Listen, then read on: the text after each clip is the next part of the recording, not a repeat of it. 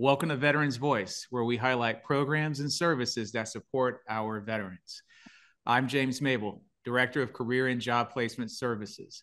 If you're looking for a unique event for an early Valentine's gift, consider a MADsquerade Ball. Yes, that's MADsquerade.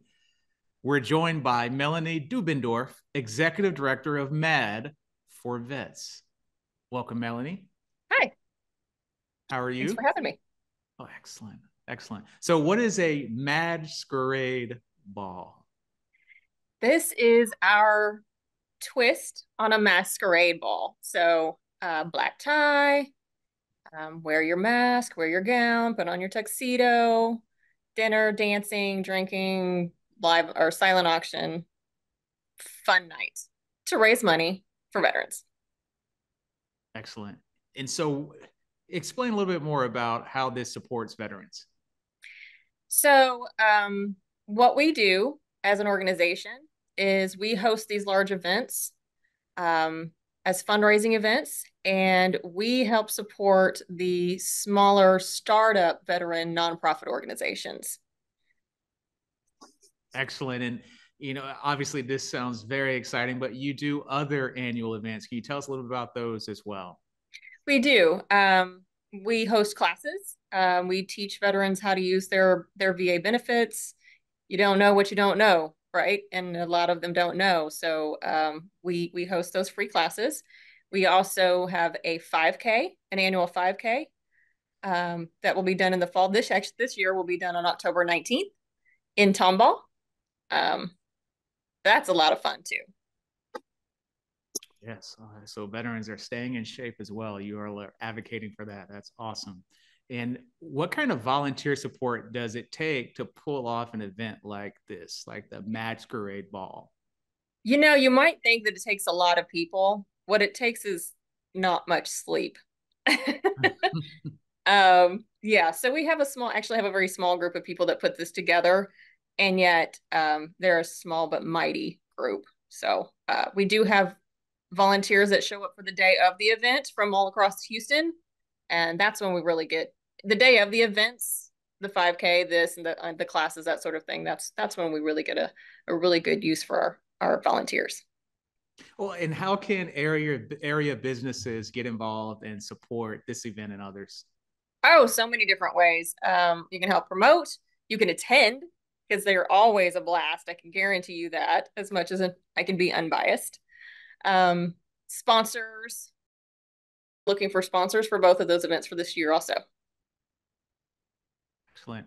And can you tell me a little bit more about the 5K? You said it's on October 19th. Any particular reason why that event is held on that day?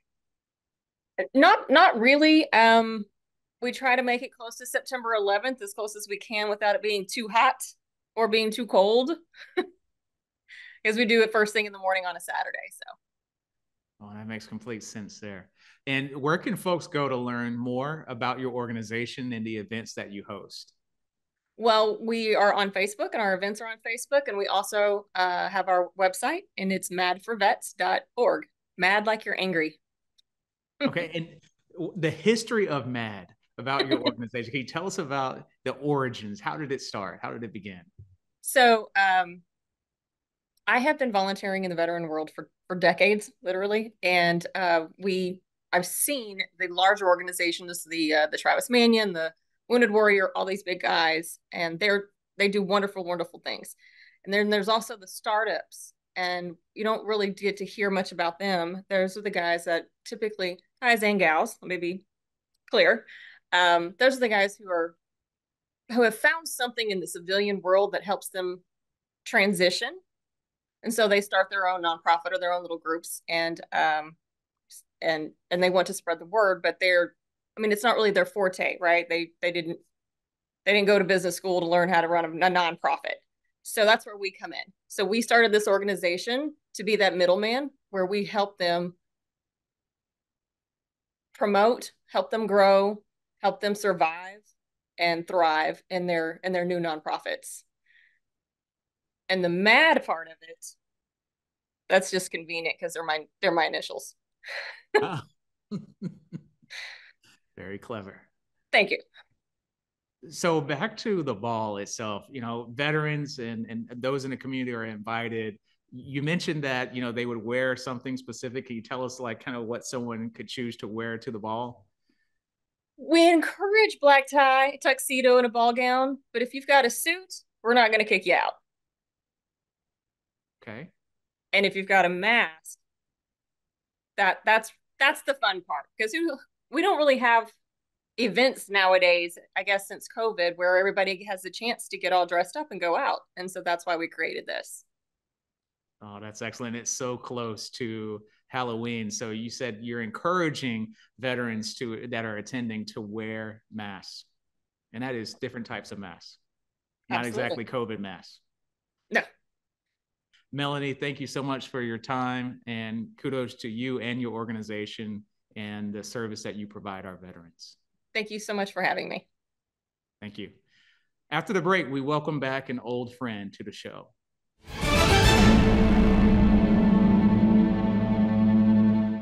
Hey, Bobo, do trees tell each other stories? I'm sorry. I'm afraid I don't know that. Hey, why don't we go find out? Listen. Do clouds take naps? I couldn't tell you. Dad, do stars visit their friends? Look!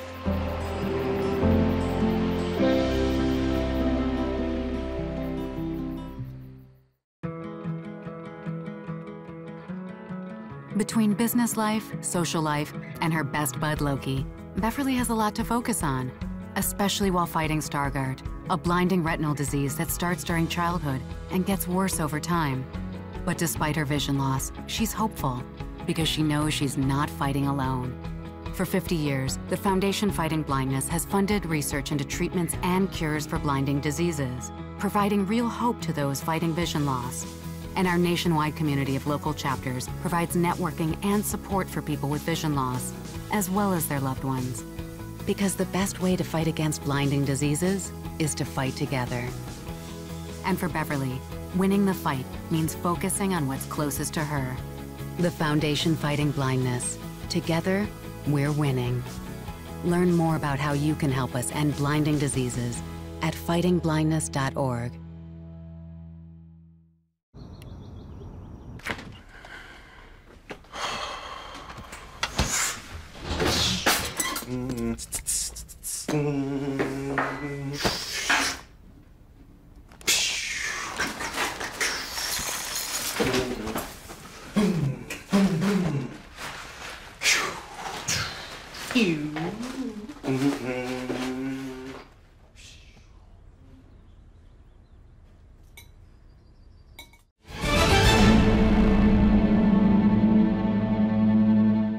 Welcome back to the Veterans Voice. Those of you who are longtime viewers of Veterans Voice will remember our original host, Tim Stroud. Tim is returning to the show as a regular host starting in the month of March. Welcome back, Tim. James, thank you so much for having me back on the show today. And I am super excited. Well, I don't have a cape. You'll just have to take my word for it. I am super excited to be back on the show. Yes, we are definitely as excited as well. Looking forward to having you back and taking charge. Thank you so much, Tim. Absolutely. And you're making a transition. I don't know if we can talk about that today. I'm sure we can give a little teaser, right? Yes, thank you. I'm transitioning into a new role of interim director of alumni affairs and career and transfer services. And my charge and focus will be developing an alumni association for HCC, working collaboratively with staff members, faculty members, students, alumni, those in the community to establish an alumni association for HCC. So I'm really excited about this opportunity. No, it sounds like that one should come with a cape, right? Yes, I have it on right now. Okay, all right. So for those who haven't met you, Tim, tell us a little bit about yourself. Well, James, my story is kind of like so many different other veterans that did not go into the military right after high school. Took a little bit of a hiatus, tried the college thing. It wasn't for me. at the time. And then I later in life, after the military, I finally got my degree and moved on. But having that gap, being a non-traditional veteran, made me the old guy. I was 27 when I went into the military, and thankfully there was another 27-year-old that went in with me, and then a 32-year-old guy, and they called him Grandpa. And I'm like, what? That's crazy. Because we had our own little wolf pack. I mean, we weren't burning up the track and setting a 4-minute mile, but we did pretty dang good for being 27. And so going into that military, literally hitting the ground running and having some expertise gave us a unique view on the world. Kind of got to lead people along the way, and absolutely loved my time at Fort Leonard Wood. And after transitioning to Germany and Kosovo, back to Fort Hood, which is now Fort Cavazos, and then Kuwait and Iraq, getting out, I looked to my left, looked to my right, and I saw so many of my brothers and sisters that simply did not identify with the traditional veteran service organizations, even though they were great. It was just that we couldn't fit into that square peg. Our round holes were just not, we couldn't jam it in there, and it wasn't that click. So after 2004, when all the veteran service organizations started just popping up out of the ground, we needed to have that coordination. And that's when I worked with the then Governor Perry and Dr. Catherine Kochula at one of the universities, and we started TextVet. And we took all of those, put them under a big umbrella so you could search them and know that they were vetted resources, so you could find those. And that really got me into the world that we are today. That's awesome. Thank you for sharing. You have so much to share with this, with our audience. So, what did you enjoy most, in your original stint on the show? Or certain, shows that you did, topics that you discussed? Man, James, there was so much I loved about the initial time, because working with Stacy and the entire team, it was back in the old studio when everything was open out in the basement, and then finally it moved into more of a digitized format into one of the recording studios. That may be the one that you're in right now. And I think it is. It's all miniature. The lights and the cameras are just on little tiny tripods instead of the huge cameras that needed to roll around like you would see on the Price is Right back in the day, right? Or Saturday Night Live. And I got to know and like the crew because they had the big cameras.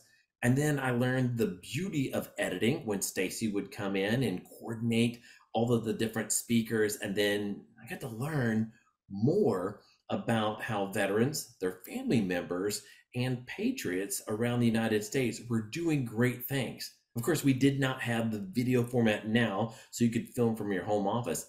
Everybody had to be in studio, so it made me really appreciate downtown Houston and the parking. But I'm really excited now because I've got friends that are in Europe that are serving with veteran service organizations. Got some in New York. I got one of my male buddies. He's a Marine and a ballerina. I get ballerino. We'll find out because we'll have him as a guest on the show. And then I've got one of my guys who was a private when we were at Fort Hood and in Iraq. He is now one of the top command sergeant majors in the United States Army. He was over a medical facility in Germany, and now he's in Hawaii. He was just in San Antonio for a quick train up on some new features that are including AI in the medical field, and he's going to be a future guest on the show as well. Excellent. So you have quite the lineup coming up. We're really excited to hear from your guests. And, and speaking of that, are there certain issues and services that you plan to cover that you want to highlight once you start the show? James, we want to make sure that we're staying up to date. I think that's when I mentioned earlier about the original veteran service organizations, the greats that got us to where we could use them as a platform to launch. the American Legion, Disabled American Veterans, the Veterans of Foreign War, and the Jewish War Veterans, which is actually the first VSO that was incorporated, using them and the lessons that they did not take as that transition time. Because if their leadership would have embraced technology, a lot of the other veteran service organizations wouldn't be in existence today. It's great that they are, they're filling in the gaps, but I want to make sure that we're learning and we're leaning forward in the saddle like our 1st Cavalry Division at Fort Cavazos, and that we've learned, me, from my past mistakes, and we incorporate the things that the veterans today, as they're transitioning, those non-traditional students that are in HCC, that we're giving them that information that keeps them at the forefront and so much better. Excellent. Well, we're looking forward to you starting Veterans Voice next month, and I wish you continued success, Tim. And for our audience, if you want a preview of what Tim is able to do as a host, stay tuned.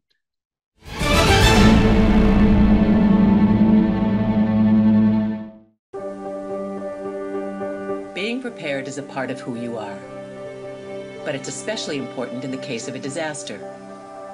Be informed about possible emergencies in your area. Make a plan that covers where you'll go in an emergency. Build a kit with the things you need to survive. There's no one more capable of planning for your situation than you. Start your plan today. Go to ready.gov/myplan. Let's let Sam know about something even more urgent than his morning coffee. Hey Sam, did you know it's kitten season? Right now, thousands of kittens are in shelters across the nation, and they're in need of love and care. When there are too many kittens in shelters, they aren't able to receive the individual attention they so desperately need. That's where you come in. By fostering a kitten, you can provide the care they need until they're ready to be adopted. If you foster a kitten, even for a week, you'll be giving them a chance to grow up and find families of their very own. What's in it for you? A kitten will fill your home with joy, your movie night with lots of cuddles, and they'll even help your social posts look way cuter too. And if you foster a kitten, you'll be provided with everything you need to care for your furry friend. You just provide the love. Save some tiny lives. Adopt or foster a kitten today. To learn more about how you can make a life-saving difference, visit bestfriends.org/kittens. When I was your age, I was just like you, fascinated by stars.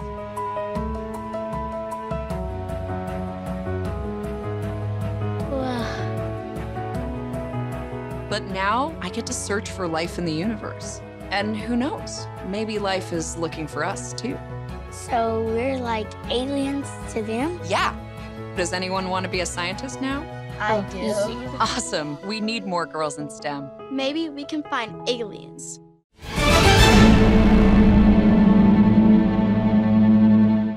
Welcome back to the Veterans Voice, and I am super excited, like I was talking about with James, because not only do you as the listener and viewer get to find out about a veteran service organization that you may not be in touch with, you get to see one of my dear friends. I met Natasha Pickard through her husband, Jeff, who runs another program, and he and the Waves Project has been featured on the Veterans Voice, but I think this is her inaugural run, and she is going to tell us more about the Yellow Ribbon Fund. Welcome to the show, Natasha. Thanks, Tim, for having me. You got it. And I see that are you in your Jeep today? That doesn't look like you're in your Jeep. Nope, I was helping a friend move, so we're in the truck. Oh, I'm sorry. This is all the time we have today. Oh, I'm just kidding. Next time, you either better be on the Jeep or be in the studio. Fair enough?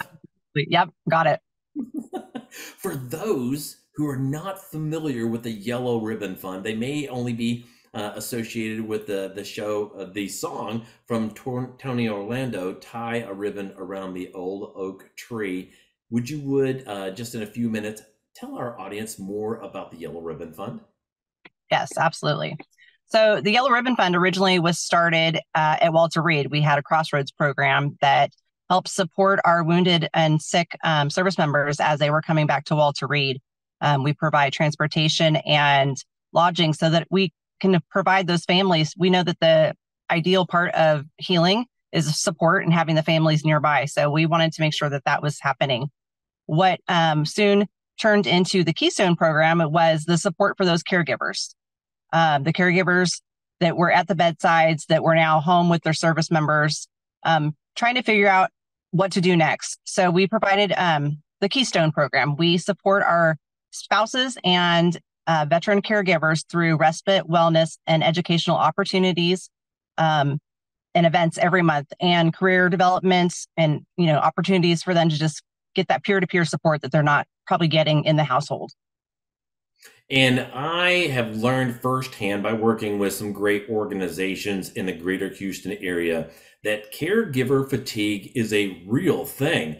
And so one of the things that you and the organization does is make sure that you're taking those spouses, family members, and care providers and give them an outlet for creativity and giving them that moment to breathe. Can you share a few of the examples, events, and activities you've had in the greater Houston area? Absolutely. We have started a fitness regimen. We are now meeting weekly so that our caregivers can put that in their calendar and plan on that activity, as well as doing respite activities like going to the spa, getting pedicures, but also teaching life skills, career development, estate planning. We do walking. It's not all fun and games. CPR, life skills that some of these caregivers don't have in their tool belt. So we want to go ahead and meet them at where they're at in their journey and get them those tools. You say it's not all fun and games, but as soon as you said CPR, believe it or not, my mind did not transition back to my medical training in the military. It went to The Office when Steve Carell's trained. Stand on it. Was it just me? Okay. Yeah. Possibly that's the way my the pinballs in my brain work. But what I found is when you're with the right group of people, you can make just about anything fun. And even those are much needed life skills. And I think everybody watching today will nod their head from north to south and agree that those are skills that, number one, we should be teaching in our high schools and colleges. But number two, for our care providers, of giving them the tools for success are muy importante, especially in this day and age. I mean, there's an app for just about everything, but for everything else, you need to use your hands, your head, and your heart. And you're doing those. And as I'm talking, I'm thinking about one of the events that you have coming up. It is a lot of fun, and you're going to be using your hands, but not for scalpel. You're going to be using something else. Yes, we are supporting a local veteran-owned business called Axe Masters, and we are bringing together our couples for a fun date night over at Axe Masters down in League City. Okay, and now tell us a little bit more about that one. How many people can you have in the class? What are the age restrictions, and what else is going on? So it's just strictly for couples, and I will have 10 couples there. If they're registered in our program, they are more than welcome to sign up and go ahead and come on down. I'll be providing light refreshments, and it'll just be a great time to get together. It's great for the veterans to meet other local veterans, to forge those relationships and build that camaraderie that they're missing from the military. So it's not just about the caregivers. We do want to support the whole family unit. And that actually brings us closer to the end of the circle on this one, because one of the first times I met Melanie Dubendorff, who is another guest on this show, we were volunteering at another veteran service organization, and we had a fundraiser to help put some funds back into the kitty. And we had the axe throwing competition, and she shows up. She's a realtor by trade, even though she's the executive director of a nonprofit.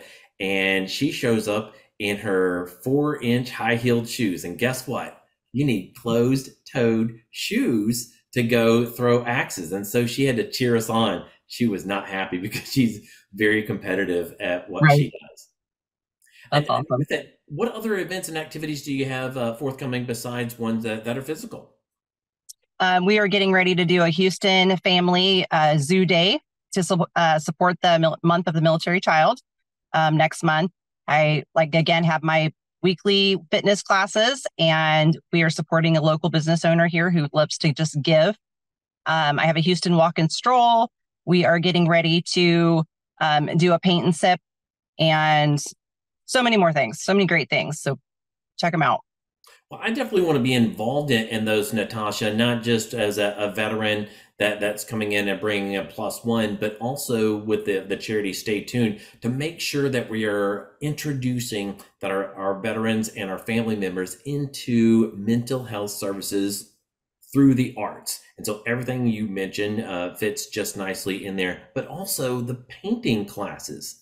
And everybody listening probably is like, oh yeah, I've seen tons of those, the painting with the twist, the Pinot and paint, very similar to those. So you can accommodate what, up to 20, 25 people in those classes? It depends on the location. We're getting ready to do a paint and pour. And so I'm facilitating this through a art teacher through Michael's. So I'm not quite sure on my final numbers, but if we have the wait list, we can definitely accommodate more people. We make it happen. Excellent. Because I want to work with you and bring in the veterans that maybe we can do a class like paint the American flag, but not take those flags home. I mean, they could take them home and admire them for a hot minute. But what I'd love to do with the class's permission, of course, is donate those to a veteran that's living in one of the facilities, either by the state of Texas or the VA, or they're going to be a long-term care. And this is going to be the last bright, shiny thing or patriotic thing that we could do for them. Would that be something that we could possibly do? Absolutely. That sounds fantastic.